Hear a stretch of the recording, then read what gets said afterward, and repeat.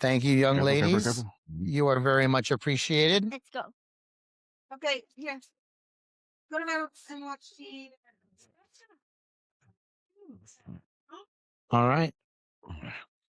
Let's do our first podcast There together. you go, brother. How's it going, everybody? I hope you all are having a fantastic morning, afternoon, and evening. It's me, your favorite JJG, with another episode of the No Politics, No Religion, Tell Us Your Story podcast. As per usual, I invited a guest here that I really, really wanted to shine a spotlight on. He's an old friend of mine, and he's a very interesting fella. Before we had an entertainer, we've also had a restaurateur. Today we have someone, I may miscategorize him. I'm going to call him a scoutmaster or a scout leader, but he's with what you would know as probably the Boy Scouts, but he's going to differentiate it. But this is our guest today, Luis Rodriguez. Luis, thanks, man. I appreciate you. Yeah, no problem. Thanks for reaching out. So already, right off the get-go, correct me as to what your job title is. I am the Scout Executive, also known as the CEO of the Rio Grande Council, Boy Scouts of America. We cover from Roma to South Padre Island. So we cover the 5 southernmost counties in the state of Texas. So what's the difference between me, what I described you as, and what you do? Like, what does your job entail? So my job is I am, the chief executive. I handle the payroll. I handle, HR. I handle the operational stuff that goes on within the organization. So I report to a board of directors, and then I have a staff of me, staff under me that works along on what the strategic plan is for the organization. Now, would it be safe to say or fair to say that you work directly with the Boy Scouts? Like, you represent them? Yes, represent the Boy Scouts. We're going to talk more about the Boy Scouts and then possibly the Girl Scouts and possibly Scouts in just a little bit. But one of the things I started doing, as this is a new show, one of the things I did start doing was I really wanted to use this platform, if you will, to highlight what we have in common more than what we have in our differences. I want this to be cheeky and fun and playful. I know a lot of people are out there doom scrolling, so I want to take it back to a more innocent time. Back when we were kids, we used to ask each other silly questions and we took it oh so seriously. So one of the questions I like to start every episode with is a question we asked each other as children, and I'm going to ask it for you right now. If you could have any superpower, my friend, any superpower, what would it be and why?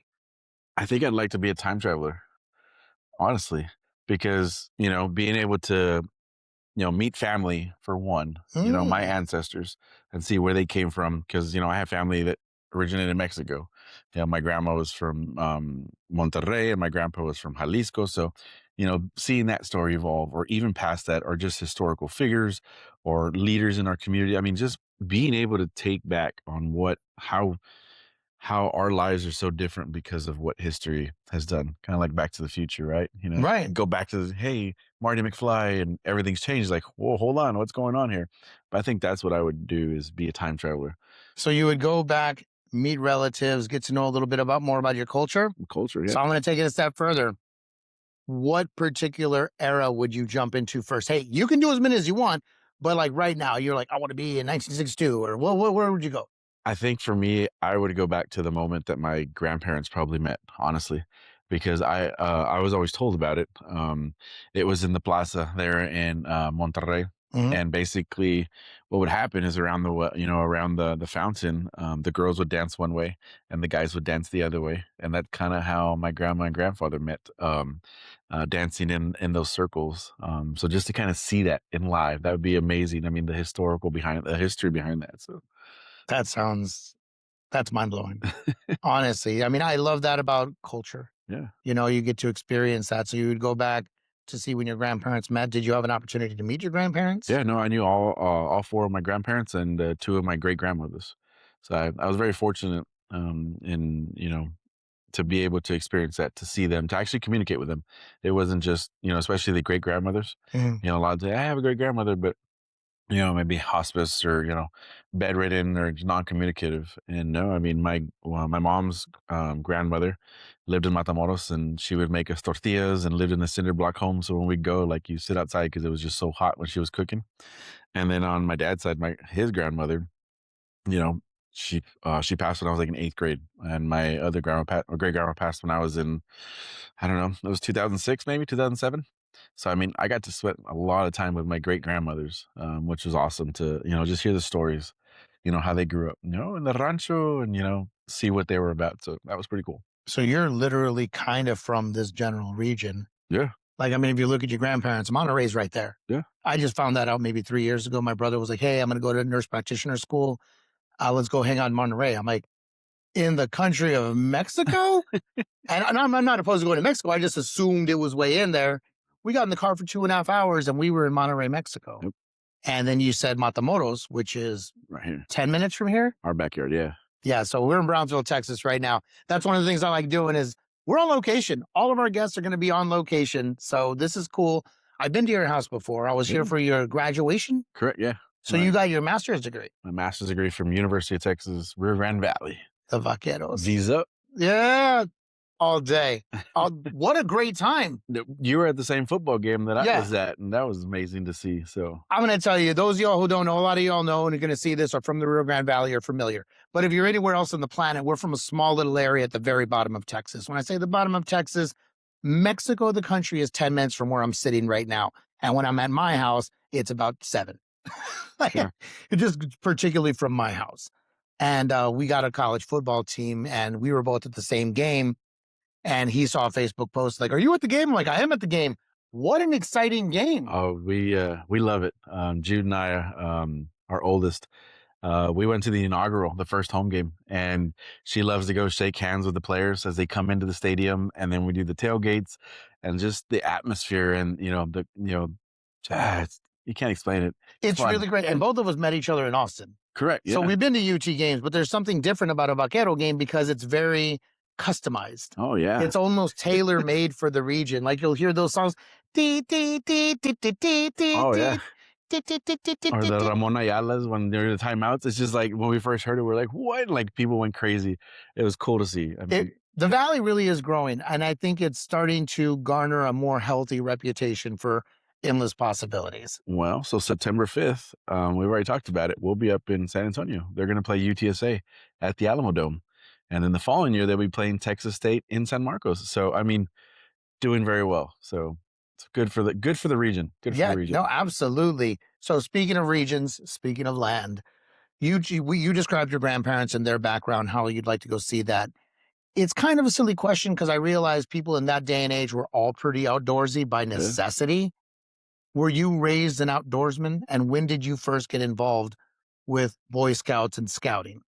Yeah, I mean, we've always been a family that's been outdoors from baseball to, just athletics and camping. So I started scouting on a whim where a professional scouter, what they call district executives, came to our school and ate cereal with orange juice. And I thought it was the coolest thing ever. I was a kid. I was like, whoa, I want to do that, Why did you do that? just to get kids excited about the Okay. program. I mean, That- when you're 8 years old and you see someone do that, I'm like, I'm there. Hey, I talk at schools, man. I was just like, why did you do that? Maybe I can learn something. Nope, just a weirdo. Just yeah, and it worked. Yeah, And for sure. so we showed up and we started a Cub Scout pack there at my dad was the Cub master. Obviously it's a volunteer organization, so it takes the drive of parents or grandparents, aunts and uncles to run everything at El Jardín, which is where we grew up on the north side or the other side of town by the airport. So it was pretty cool to spend a lot of time with mom and dad outdoors at like Dad and Me's or Mom and Me's or the Pinewood Derby races. Now, for the people out there, I think I can deduce what you're saying with dad and me's and moms and me's. It's like a little an event with the dad and the child, the mother and the It's child. typically like a one-day event. You go out and shoot the BB guns, the bows and arrows, do arts and crafts, play fun tug of war games, the swimming pool. I mean, just being outdoors, right? That's what scouting's all about. Putting the outing and scouting. Nice. That was awesome. Is that a saying or is that?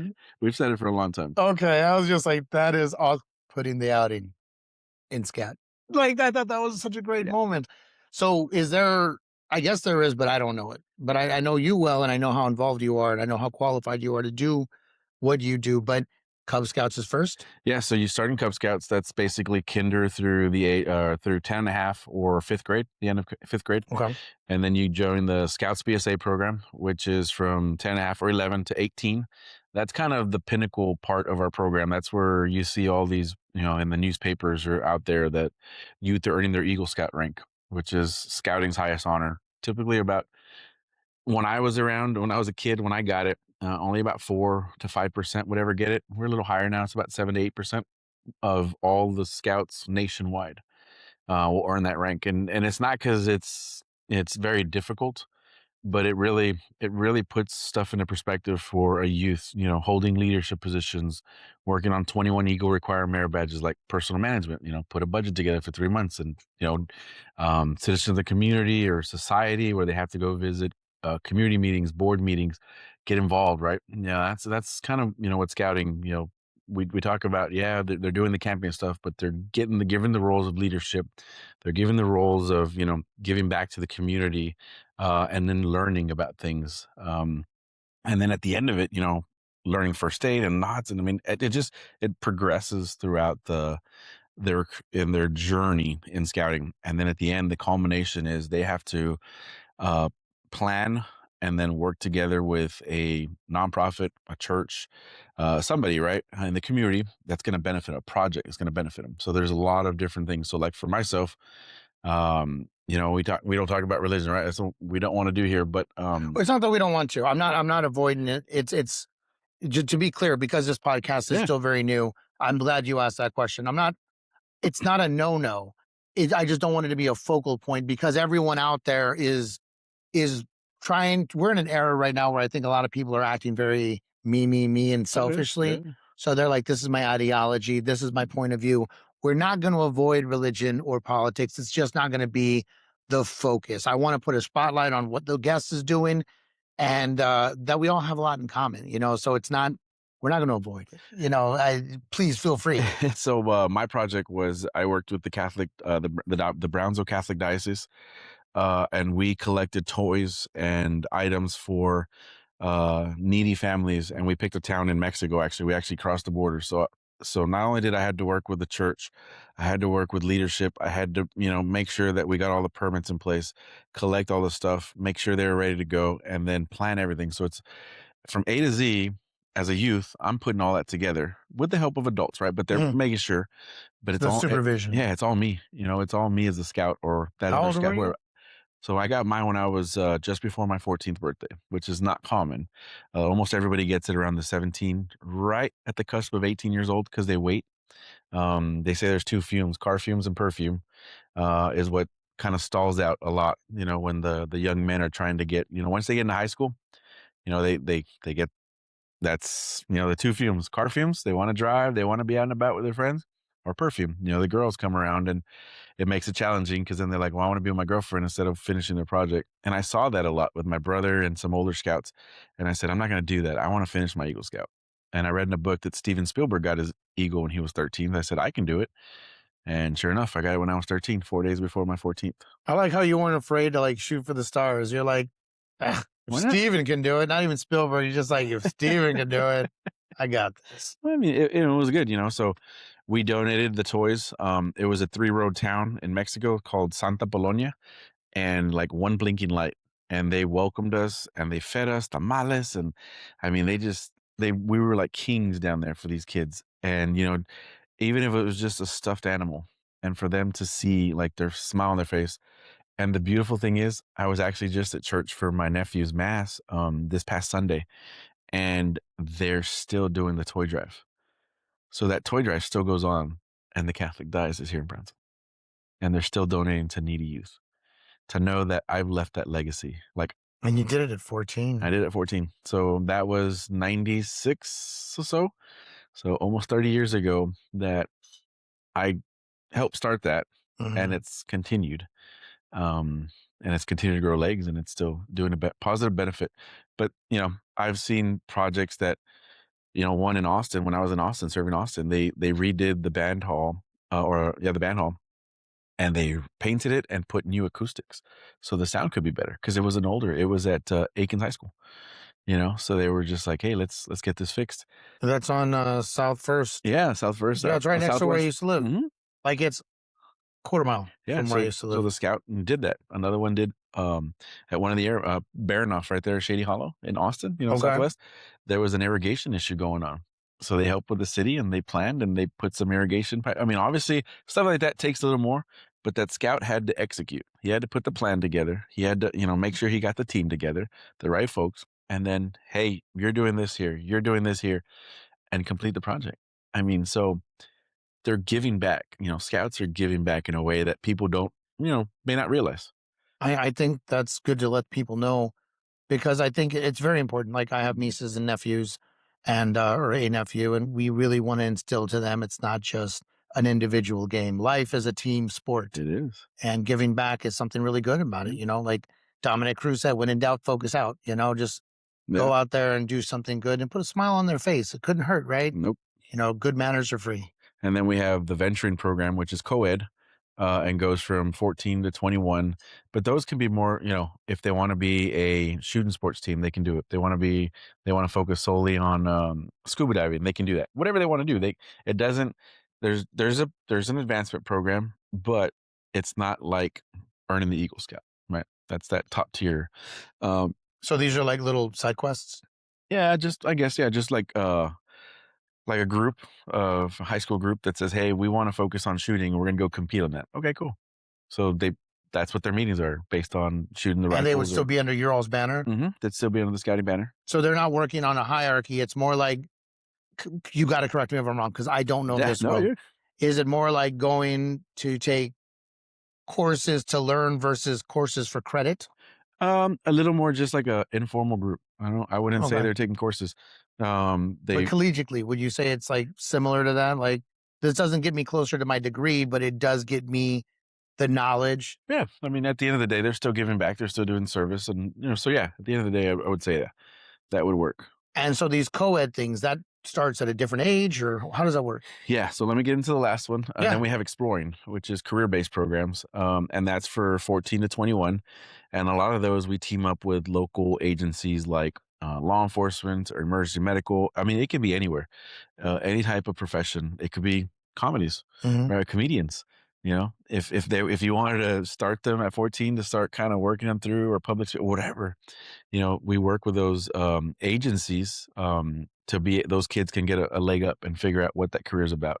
It's kind of like the CTE programs in school, right? We've been doing this since the 60s.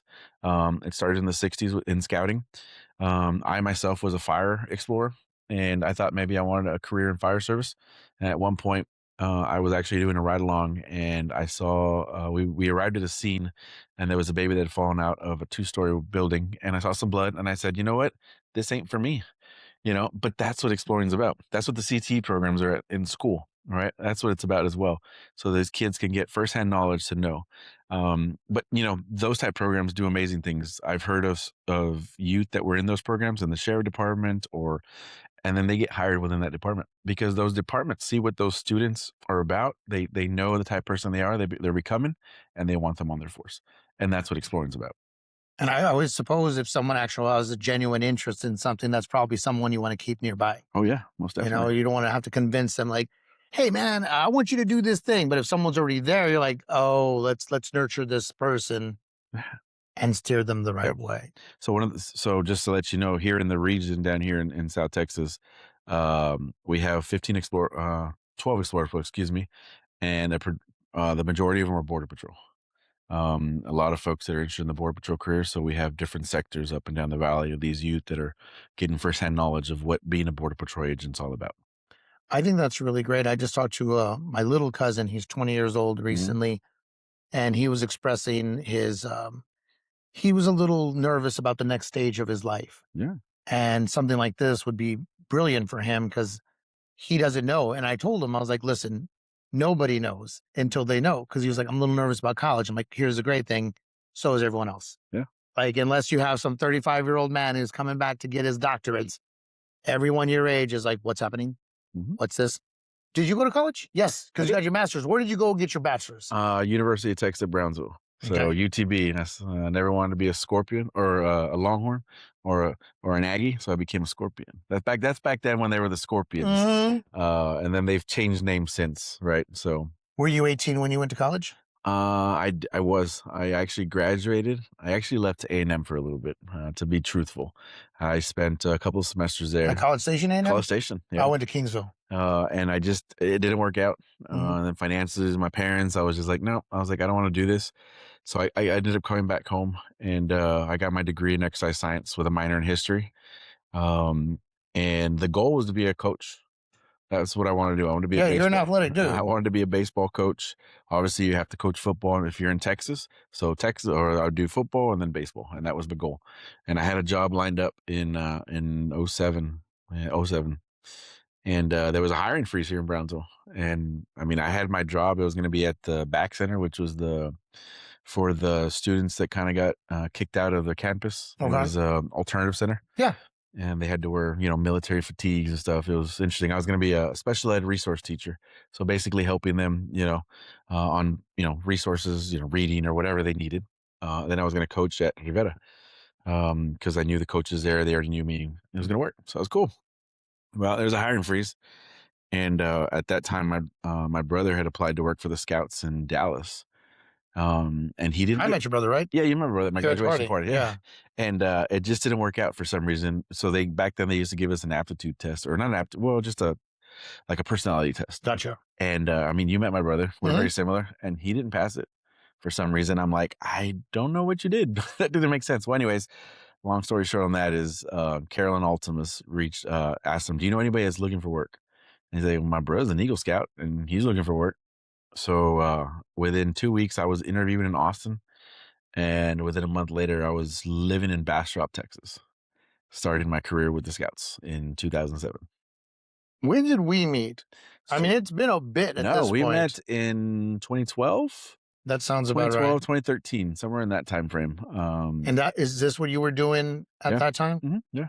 Because So, I worked with the Scouts in Austin from 2007 to 2019 when we decided to come back to the Rio Grande Valley. was there? I don't remember the reason. Why'd you come back to the valley? Well, we had Jude at the time. My in-laws are, older and they don't travel well. So it was always us having to travel down. And then, my mother had some medical issues. So we made the decision to come back home. Probably not a forever thing is what we say.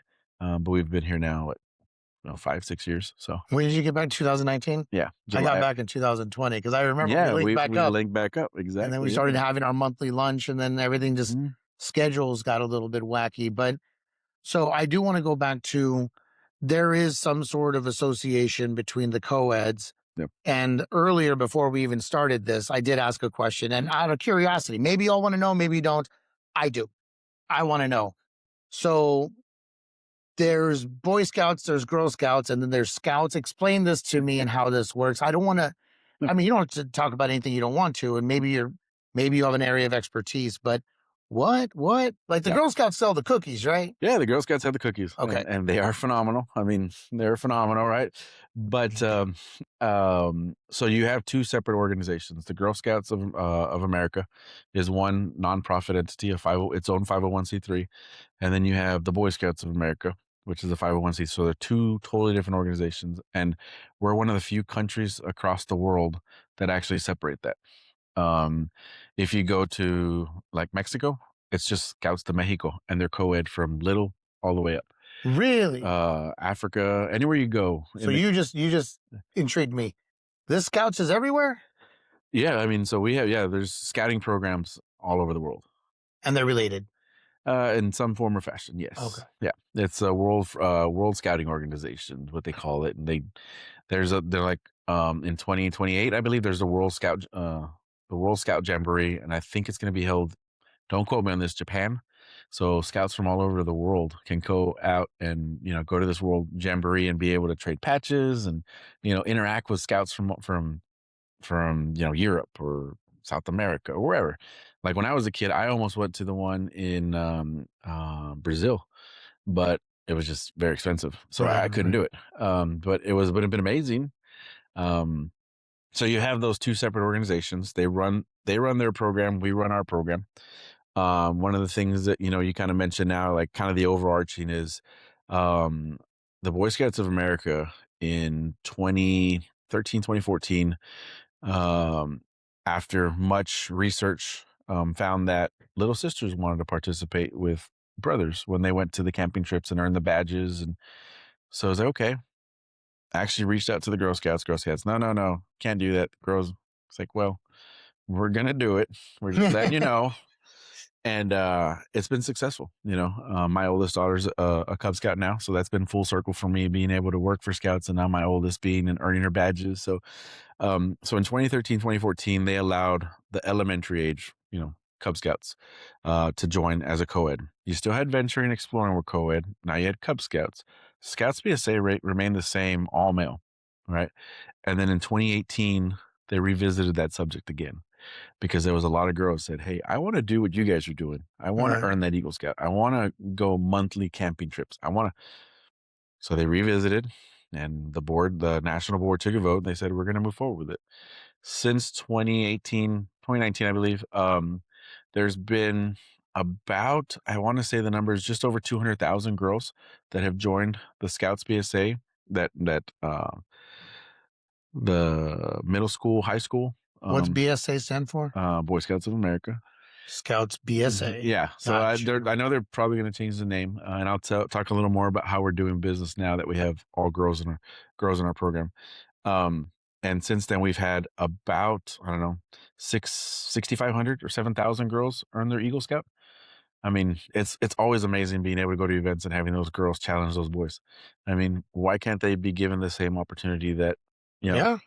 So, one of the things we talked about at the beginning was, we're doing business as Scouting America. And people don't understand it. We're chartered by Congress. When we first started back in, about 117 years ago as an organization, the United States Congress chartered the Boy Scouts of America. And that's kind of how it started. Boom, boom. Then you had all your councils, Austin, San Antonio, Corpus, us here in the Rio Grande Valley, and it continued to grow. And the national leadership now thinks that if we were to try to change that, to try to get chartered under Scouting America, because it's more inclusive, right? To say, I mean, if you have a daughter and you're going to the Boy Scouts of America office, or you're going to Scouting America office, I mean, it just, right? Yeah, because you feel like you're visiting someone else's office. Correct. So we're just doing business as, so it's a DBA. It's no different than any other business that, changed their name to something they're doing business as. And this is what we're doing business, Scouting America, because now we're a full family. So if someone wanted to get their child involved in scouting, beascout.org, beascout.org. So BEA scout.org.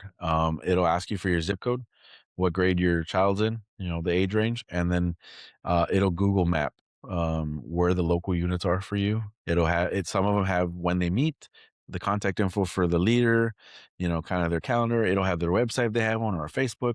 So that's kind of what we use. It's a national tool, or they can just reach out local to the office.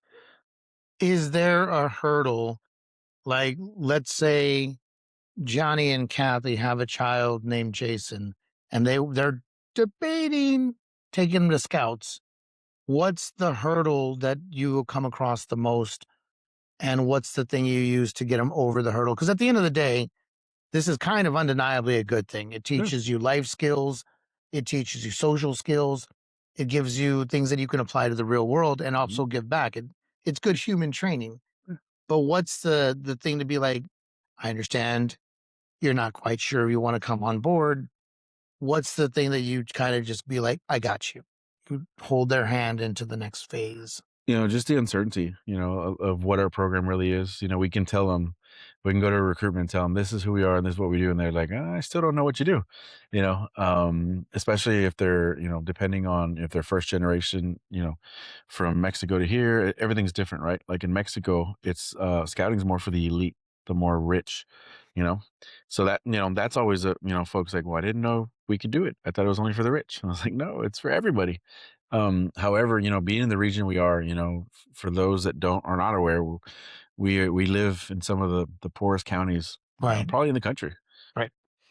And we had a visitor. But that's one of the biggest things, the hurdles that we see, the cost. So it costs $122 for the year. That's awesome. Well, it is, but for some families, I mean, that's No, still I understand that. I'm just saying, in the grand scheme of things, I mean, that was a while back that I was paying 150 a month for a gym membership. yeah, You know, yeah. and I'm not going to say I No, love them to death, but I'm just putting things into perspective.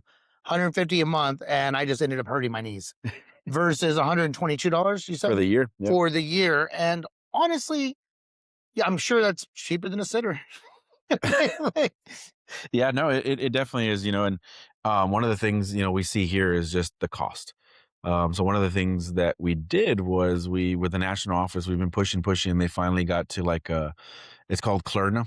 And basically what it is, it's a payment system, just like Amazon, Walmart. So you can make 4 payments to pay off your membership if you can't pay it in the 122. Because sometimes people have 2, 3, 4, 5 kids and they show up, and it's like that's $600. yeah, Like as a parent, even me in my role in my current salary, I'm just like, whoa, like I would be like, that's a lot. yeah. So we've been able to do that with Klarna, with the national office, and we're seeing an uptick in registrations because of it. So we're finding ways around it, and then just partnerships, right? United Way, that give us for membership assistance. So I'm sorry, I'm a child. Klerna just sounds like someone's been drinking too long and they're slurring. It's like, I want to pay for the Boy Scouts. Just use Klerna. I didn't want to, because you were talking and telling some good information, and I was just sitting here grinning like a moron. It's just like, use Klerna. So yeah, no, sorry for interrupting no, your you're flow. good. You're good. But so yeah, so that's a really helpful thing. That's a nice way to meet people halfway. It's been, yeah, and then we reach out to business organizations, community leaders, folks that want to make a difference and stuff like this. So they can sponsor a child? They'll make donations to the Rio Grande Council, to our office, and we're able to earmark some of that for membership, and then program. Obviously, we have a beautiful camp out on the Arroyo in Rio Hondo, about 480 acres. Was that the one you were working on when I called you that one time? You said, I'm over here on the campsite. I think you were mowing the lawn. Probably. Yeah. When I first started, I was it was me and the admin. This is a funny story, and I felt like I was the janitor, the scout shop employee. I was the CEO, and I was the camp ranger because I was out there cutting grass and just putting in the hours. But it was fun. I mean, and I wouldn't change it. And I know that in our line of work in the nonprofit world, you may hear this from other folks, is you don't do it for the money. I mean, because you can get paid pretty well in some of these bigger nonprofits. I'm not saying that scouting is not, but I mean, you look at the Rio Grande Council compared to maybe like Austin, right? Their CEOs probably getting a little paid more, but they got a bigger reach. They got more, but you do it because in the nonprofit world, because you're making a difference in somebody's life, and you'll never know who it is. But down the road, somebody can come up to you and say, hey, like, I remember when you recruited me, and it's happened to me before, where I remember this and you helped me with here, and this is where I'm at now. So, just things like that. Like I took 13 scouts from East Austin, Dove Springs, the Dove. I mean, if you're in the Austin area, if you're from Austin, the Dove Springs, and they had never crossed 35 to go to a college just to do a visit. And I took them to St. Ed's because I had a connection there. And the lady said, like, if you become an Eagle Scout, we'll highlight, same thing with the Girl Scouts, right? The Gold Award. We'll It's highlight called what? the Gold Award. Gold Award. Yeah. So the titles are different Yep. as they move up. Yeah. Okay. So they'll highlight their application and put it to the side because those are folks that they really want on their campus because of their leadership skills, what they've been through in the They've both proven it. programs. They have a track record. Exactly. And that's what colleges and universities want. So, I mean, and the kids, but I just go back to, and that's, the college is different, but just those kids that had not crossed 35 or even just visited a campus, that was cool to be a part of, right? I mean, Yeah, man. and you don't know, down the road, they could be now, I mean, they're probably in their 30s now, and they could be like, hey, I remember how to tie the 2.5 hitches knot. Let's do that for this. And it's the memories and the legacy that you leave. And that's what I've always been about, making a difference in people's lives. I think that's absolutely amazing. I'm a big sucker for that kind of stuff. As they say on the campsites, leave it better than you found it. Exactly. And that's what you're doing as a human, man. And I love that your daughters are getting involved. Yeah. I love that you get to do something that actually contributes to humanity. And, selfishly, I'll admit this, I love that you're back in the Valley because now I'm not by myself. And I mean, don't get me wrong, I have plenty of friends, but we met in Austin. And sometimes I'm just like, and then I'm just like, He knows what I'm talking about. I've gotten messages from this dude at places we go eat, and he'll be like, guess where I'm at? Click. And I'm all like, next time I go, I'm like, look at me, click. And it's a fun little thing. I mean, it's a fun thing that we have in common. We both come from border towns. We're both Pisces. We're both, that's right. March the 8th? March the 5th. Oh, I missed it. Yeah, you're Dr. Seuss's birthday. I don't know who Dr. Seuss is. I didn't join the Boy Scouts. It's If I had, I would have had that kind of, I would have had that education. I would have known that. the cat Texas Independence Day. Oh, now you're just embarrassing me. Now you're just making me look sad. March 2nd. March 2nd? Is that Texas Independence Day? Yeah. I'm such a proud Texan. I didn't know that. Funny story is my brother was born on Flag Day, June 14th. I was telling my parents, what the hell were y'all thinking? Yeah, they are patriots. They are Texans to the core. But I do love that. This is exactly why the podcast exists, to do this, to hear this. I've known you forever, and I didn't know these little details. Yeah. And like I said, there's somebody out there who's thinking, maybe I can get my child involved in scouting. Mhm. Even if you don't have children or they're already out of the house, maybe you want to make a contribution, you can go and do that. You know, I mean, spend your money how you want after But this. not even money, just time. You know, we're always looking for folks to come out and teach courses. Really? So we start our Scouts BSA have winter camp starting on the 26th, and they go home on the 30th. Under 72 hours, they're going to be out there for 3 nights, and they're going to work on classes like the citizenships, law, automotive maintenance, plumbing, electricity. There's rifle shooting, shotgun. I mean, they basically are in like class, but fun classes, right? Mhm. What they want to do, and that's part of their earning their way to get to their Eagle Scout. If at some point in the future you want me, I'll donate some of my time, maybe public speaking or communication, Nah, and just let me know. that'll I mean, I work. live right down the road, Yeah. and then you let me know, and I'll show up, and I'll make sure they have a good time doing it. Oh yeah. And Yeah. that's, I would love to do that, man. I'd love to be able to contribute. Yeah, that's and it's not about the dollars. No, no. It's some it's always it's time, treasure, or resources, right? And that's what it is. Sometimes people don't have the resources or the financial gains to be able to do some of that. I'm not saying you don't, but I'm just saying that No. people can donate their time. You know. No, I'd love to do that. So one more time, just in case someone fast forwarded through it, and they were like, we want to know just really quick, we want to get ahead. How do we get a hold of them? How do we get our child? Because again, some people, hey, that's good. I hope you fast forward through this because you want this information and then go back and re-listen to it. But how do they get in touch with the local Boy Scouts again? Or the Scouts? Uh, so if you want to look for a unit for your son or daughter, go to bascout.org. And then you'll type in your zip code. It'll pull up everything that's within so many 20, 10-mile radius, whatever you wish. And this is across the country. So if you're listening from, Tennessee, you can do that as well. And then if you want to get hold of the local council here, you can reach out straight to me. It's my first name and last name. It's Luis. It's Luis .Rodriguez with a Z at the end, and then at scouting.org. Or you can just shoot me a text or call me on my cell phone, 512-831-9676.